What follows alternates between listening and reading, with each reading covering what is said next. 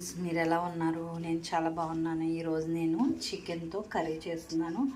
Chicken 1 KG chicken తీసుకున్నాను. దానికి తగినన్ని పచ్చిపప్పు నానబెట్టుకున్నాను. చికెన్ పచ్చిపప్పు కర్రీ చేస్తున్నాను.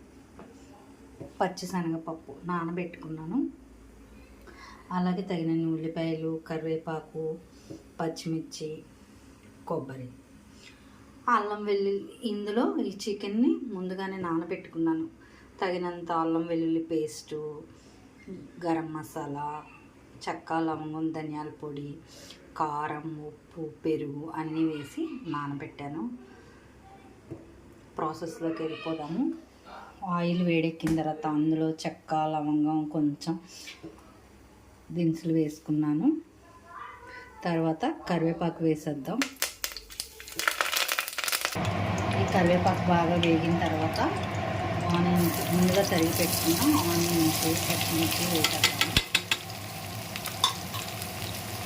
బాగా వేగిన తర్వాత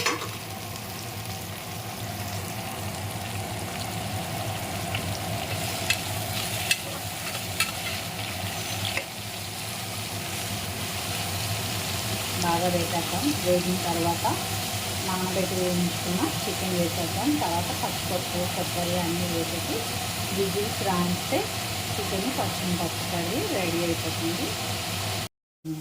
ఇప్పుడు నానబెట్టి ఉంచుకున్న పచ్చనిపప్పు, మ్యారినేట్ చేసి ఉంచుకున్న చికెన్ కూడా ఇందులో వేసేద్దాం.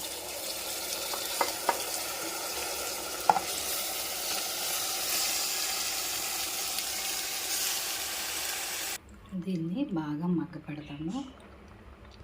కొంచెం కొబ్బరి కూడా వేసేద్దాం. ఇందులో బాగా కలిపేస్తాం.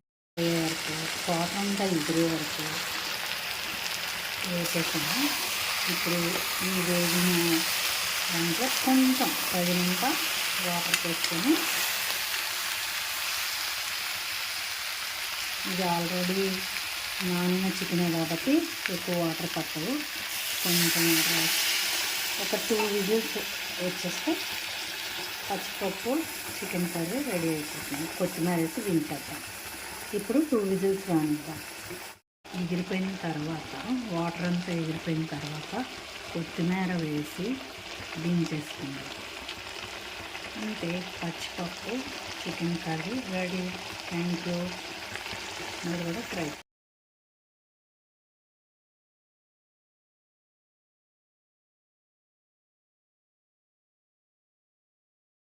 రెడీ. మీకు కూడా నచ్చినట్లయితే ఒకసారి ట్రై చేయండి, లైక్ చేయండి, షేర్ చేయండి, సబ్స్క్రైబ్ చేయండి. Thank you.